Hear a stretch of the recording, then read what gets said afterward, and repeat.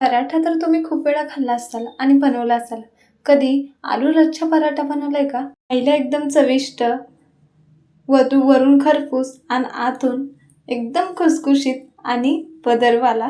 नमस्कार, टेस्ट आणि बेस्टमध्ये तुम्हा सर्वांचं स्वागत आहे. चला तर मग आज आपण आलू लच्छा पराठा कसा करायचा ते बघणार आहोत. चला तुम्ही व्हिडिओला सुरुवात करूया. एक बाउल घ्यायचंय, त्याच्यामध्ये एका वाटीने कुठलंही वाटीचं माप घ्यायचं. त्या वाटीने 1.5 वाटी गव्हाचं पीठ, अर्धा चमचा मीठ, अगदी थोडीशी हळद टाकायचं आणि हे सर्व मिक्स करून घेऊया. अगदी थोडं थोडं पाणी ॲड करायचंय.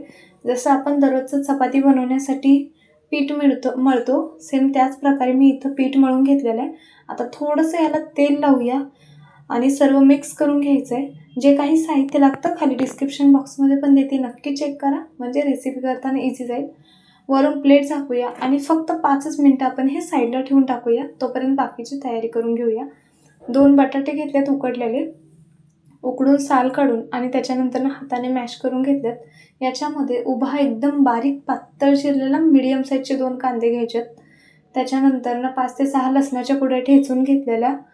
यामध्येच अर्धा चमचा म्हणजे चवीनुसार लाल तिखट, थोडीशी हळद टाकूया. मीठ ऑलरेडी चपातीमध्ये वापरले त्याच्यामुळे मिठाचं प्रमाण थोडंसं कमी करायचं आहे.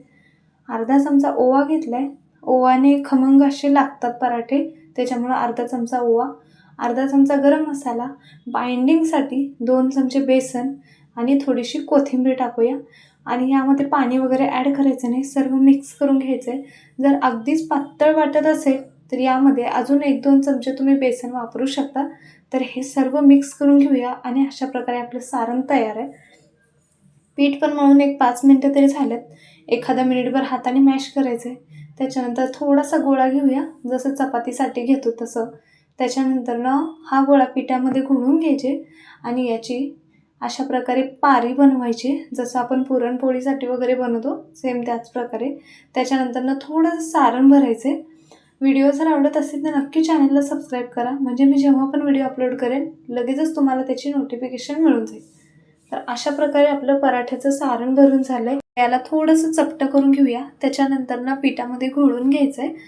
खूप छान असे पराठे लागतात. हे एकदा नक्की ट्राय करून बघा, कारण यामध्ये आपण बटाट्याचं सारण वापरलेलं आहे. रेग्युलर जे पराठे वापरतात ते साधे फक्त पिठापासून किंवा कांदा वापरून करतात, तर मी इथं बटाटा पण वापरलेला आहे. तर लाटून घ्यायचं आहे. त्याच्यानंतर अशा प्रकारे जसं मी व्हिडिओ दाखवते तशा प्रकारे फोल्ड करत जायचं आहे. चाकू घेऊया आणि याच्यामधून असे काप करून घ्यायचे. फक्त 2च काप करायच्यात. थोडंसं हाताने गोल करूया आणि दुसरा जे वरचा भाग असतो तो याच्यावरती ठेवायचा आहे.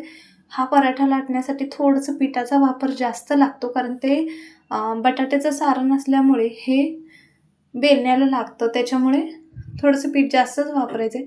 थोडी कोथिंबीर टाकूया, वरून तीळ टाकायचं आहे.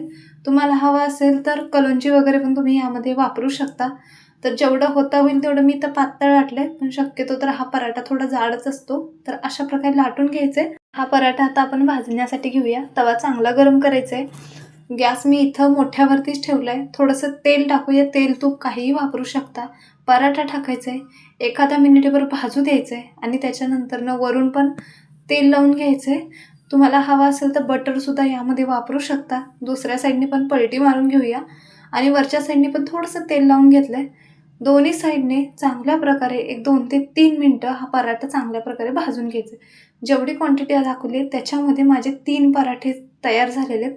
बघू शकता, अगदी खुसखुशीत, पदरवाले आणि छान असे खरपूस भाजलेले आपले पराठे तयार आहेत. हे तुम्ही चटणी किंवा असेच जरी खाल्लात ना, खूप छान असे टेस्टला लागतात. एकदा नक्की ट्राय करून बघा. व्हिडिओ जर आवडला तर नक्की चॅनल लाईक, शेअर आणि सबस्क्राईब करा. व्हिडिओ पाहिल्याबद्दल धन्यवाद.